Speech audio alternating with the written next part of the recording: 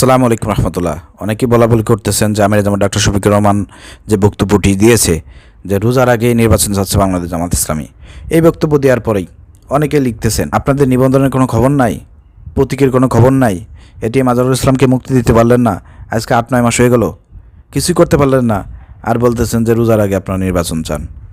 এটা অযৌক্তিক। অনেকে অনেক সমালোচনা করতেছেন প্রিয় দর্শক, কিন্তু যারা এই ধরনের কনফিউশনে আছেন, এই ধরনের চিন্তার মধ্যে আছেন, হতাশার মধ্যে আছেন, আপনাদেরকে একটা মেসেজ দিতে চাই, যে মেসেজটি আমাদের সারা বাংলাদেশের ইউনিয়ন যত চেয়ারম্যান আছেন, চেয়ারম্যানের মধ্যে সর্বকনিষ্ঠ চেয়ারম্যান এবং জনপ্রিয় বাংলাদেশ জামাত ইসলামের একজন সর্বকনিষ্ঠ চেয়ারম্যান, তিনি হচ্ছেন নূর মোহাম্মদ আবু তাহের ভাই।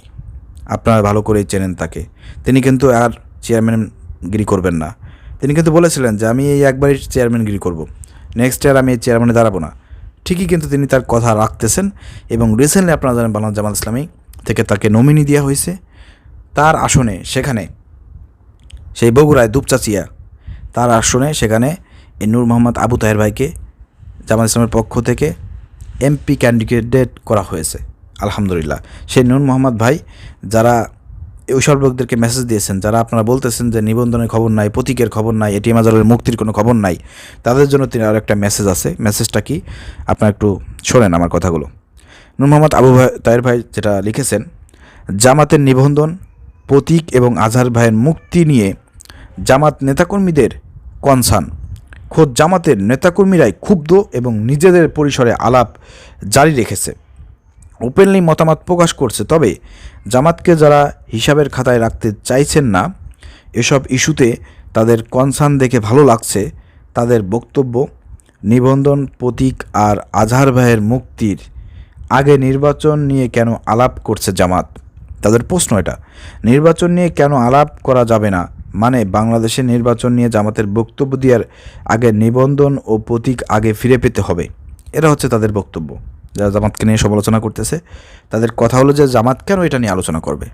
কোনো প্রয়োজন নাই। আগে তাদের নিবন্ধন দরকার, প্রতীক দরকার, এটিএম আজহারুলের মুক্তি দরকার। যারা সমালোচনা করতেছে তাদের বক্তব্য হলো এটা। কিন্তু এখানে নূর মোহাম্মদ আবু তাহের ভাই কী বলতেছেন? একজন ক্ষুদ্র কর্মী হিসেবে দ্ব্যর্থহীন কণ্ঠে জানিয়ে রাখছি, বাংলাদেশের সংসদ নির্বাচনে জামাত স্বনামে শপথীকে রেজিস্টার্ড পলিটিক্যাল পার্টি হিসেবেই অংশগ্রহণ করবে ইনশাআল্লাহ। শীঘ্রই প্রক্রিয়াটাও দৃশ্যমান দেখতে পাবেন। আমাদের নেতা এটিএম আজহার ভাই মুক্ত হবেন এবং রংপুর থেকে নির্বাচন করবেন ইনশাআল্লাহ। এটিএম আজহারুল ইসলাম তিনি মুক্ত হবেন, রংপুর থেকে তিনি জামাতের এমপি প্রার্থী হিসেবে নির্বাচন করবেন, সেটাও তিনি জানিয়ে দিয়েছেন। প্রিয় দর্শক, আপনারা ভিডিওটি শেয়ার করে সবাইকে এই ঘোষণাটি জানিয়ে দেন। যারা নিবন্ধন নাই বলে ট্রল করছেন, কোন প্রতীকে নির্বাচন করবে বলে প্রশ্ন তুলেছেন, তারা শীঘ্রই হতাশ হবেন।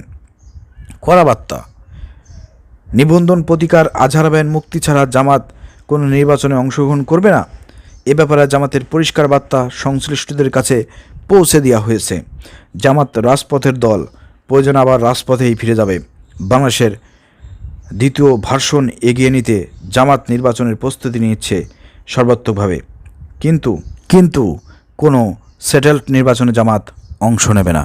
প্রিয় দর্শক, নূর মোহাম্মদ আবু তাহের ভাইয়ের এই বার্তাটি আপনারা বুঝতে পেরেছেন, তিনি কোন ভাষায় কথা বলেছেন, কিভাবে যারা জামাত ইসলামের সমালোচনা করতেছেন, যারা আপনারা বিভিন্ন রকম উল্টোপাল্টা কথা বলতেছেন, তাদের জন্য কিন্তু একটা চাপটে আঘাত নূর মোহাম্মদ আবু তাহের ভাইয়ের পক্ষ থেকে। অবশ্যই নূর মোহাম্মদ আবু তাহের ভাইয়ের কথাই সত্য হবেন। তারা হতাশ হবেন যারা জামাত ইসলামকে নিয়ে সমালোচনা করতেছেন, ট্রল করতেছেন, যে প্রতীক নাই, নিবন্ধন নাই, আবার নির্বাচনের কথা বলেন। ট্রলকারীরা অবশ্যই হতাশ হবেন। প্রিয় দর্শক, অচিরেই 22 তারিখ আপনারা জানো, আপনাদের জন্য একটা সুসংবাদ। 22 তারিখে জামাত ইসলামের নিবন্ধনের বিষয়, এটিএম আজহারুল ইসলামের বিষয়, প্রতীকের বিষয়টা নিয়ে এই 22 এপ্রিল কিন্তু একটা শুনানি হবে। এটা আপনাদেরকে জানিয়ে রাখতেছি। দর্শক, হতাশ হওয়ার কিছুই নাই। ইনশাআল্লাহ কয়েক মাসের মধ্যেই জামাত ইসলাম তাদের প্রতীক, নিবন্ধন, এটিএম আজহারুল ইসলামের মুক্তি ইনশাআল্লাহ হবে। যদি না হয়, জামাত ইসলামে যে বলেছে তারা আবার রাজপথেই ফিরে যাবে,